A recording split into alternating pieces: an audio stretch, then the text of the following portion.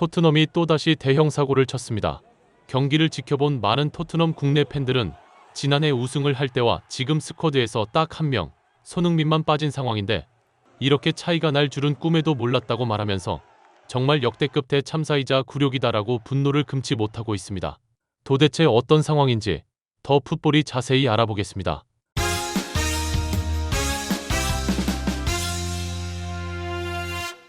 토트넘과 맨체스터 유나이티드는 7일 오후 9시 30분 영국 맨체스터에 위치한 올드 트래포드에서 2025-26 시즌 프리미어 리그 25라운드에서 맞대결을 펼쳤습니다. 토트넘은 손흥민이 떠난 후 프리미어 리그에서 14위, 강등권과 8점 차로 좁혀진 상황이며 맨유는 후뱅 아모림 체제에서 토트넘과 거의 비슷한 수준으로 경기력이 좋지 않다가 최근 마이클 캐릭 임시감독을 선임하면서 3연승을 달리며 경기력이 압도적으로 좋아져 프리미어 리그를 놀라게 하고 있습니다.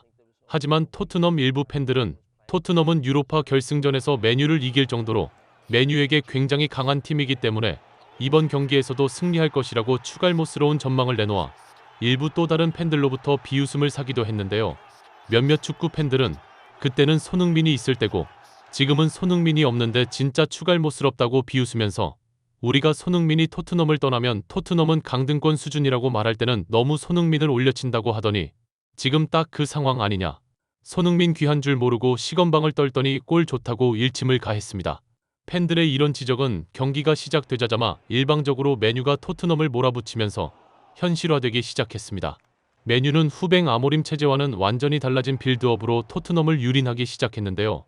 당황한 토트넘 선수들은 수비하기에 바빴는데 이 상황에서 주장 로메로가 맨유의 카세미루를 밟아버리면서 그대로 퇴장당하게 됩니다. 이 장면을 본 많은 토트넘 팬들은 로메로가 지금 경기를 망치는 게 몇 번째인지 모르겠다고 분노를 삭히지 못하면서 정말 쓰레기 같다.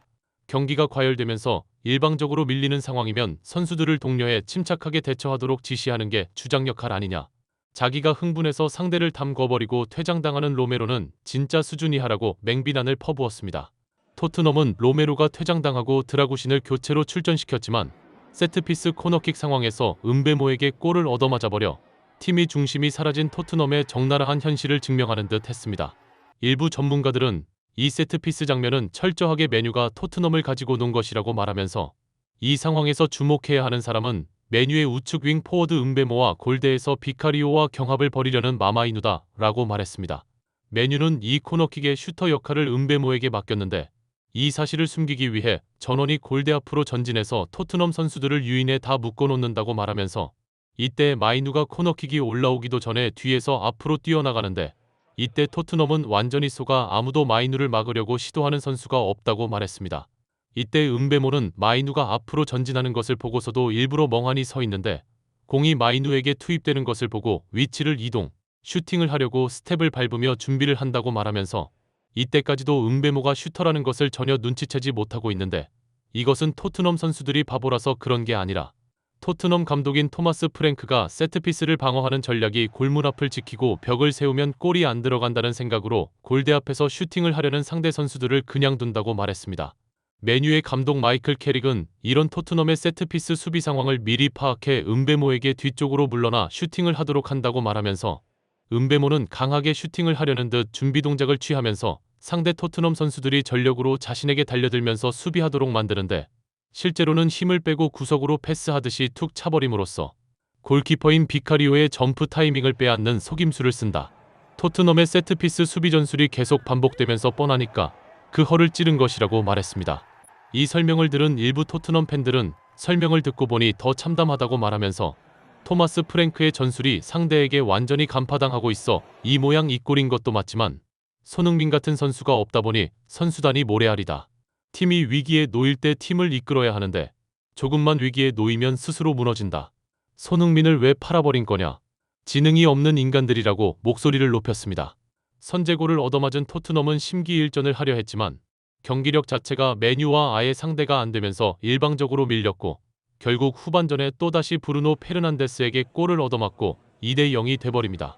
이 장면을 본 토트넘 국내 팬들은 진짜 절망적이라고 말하면서 슈팅 한번 제대로 해보지도 못하고 맨유에게 이렇게 처절하게 당하는 게 믿기지가 않는다. 유로파 결승전에서 맨유를 이겼던 그 토트넘이 맞느냐? 손흥민 하나 없는 것 빼고는 양쪽이 같은 선수단 아니냐. 완전히 팀이 달라진 것 같다. 어이가 없다고 한탄했습니다. 일부 전문가들은 이 장면에서 주목해야 하는 사람은 브루노와 아치 그레이, 그리고 세슈코와 주장 로메로의 퇴장으로 교체 출전한 드라구신이다라고 말하면서 이렇게 메뉴가 토트넘의 골문을 향해 크로스를 올릴 수 있는 위치에 선수를 자유롭게 두는 것 자체가 실수라고 말했습니다.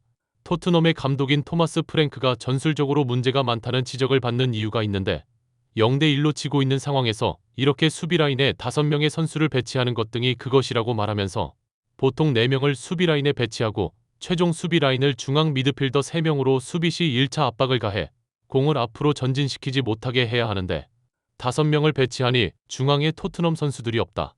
그러니 메뉴가 공을 문전으로 크로스하도록 자유롭게 둘 수밖에 없는 것이라고 말했습니다. 공이 올라오기 직전에 아치 그레이는 브루노를 막기 위해 오프사이드 함정을 파려고 하고 드라구신이 막고 있는 메뉴의 세슈코는 크로스가 올라오는 타이밍에 맞춰 침투를 시작한다고 말하면서 이때 브루노는 맨 뒤에서 토트넘 수비라인 전체를 다 볼 수 있는 위치에 있었기 때문에 아치 그레이가 나오는 타이밍이 조금 빠르다는 것을 알고 엇박자를 타며 토트넘 수비 뒷 공간으로 스타트를 끊는다.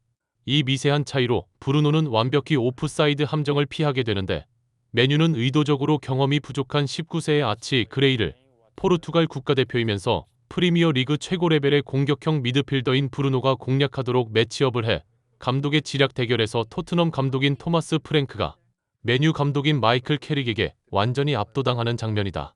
바보 같은 매치업이라고 말했습니다. 크로스가 올라오는 순간 세슈코가 만약 이 위치에서 공을 건드렸다면 브루노가 오프사이드에 걸릴 가능성이 상당히 높아지는데 토트넘의 수비수들이 세슈코를 양쪽에서 압박하면서 헤딩을 못하고 이걸 뒤로 흘리게 된다 말하면서 이 덕분에 브루노는 완벽히 온사이드가 되고 역동작에 걸려 브루노에게 농락당하는 아치 그레이의 처절한 몸부림만이 화면에 잡힌다.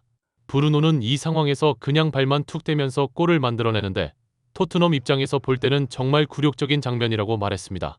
많은 토트넘 팬들은 설명을 듣고 보니 정말 너무 열이 받는다고 말하면서 만약 손흥민이 있었다면 좌측에서 저렇게 크로스가 올라오게 두었겠느냐. 축구를 너무 불성실하게 한다.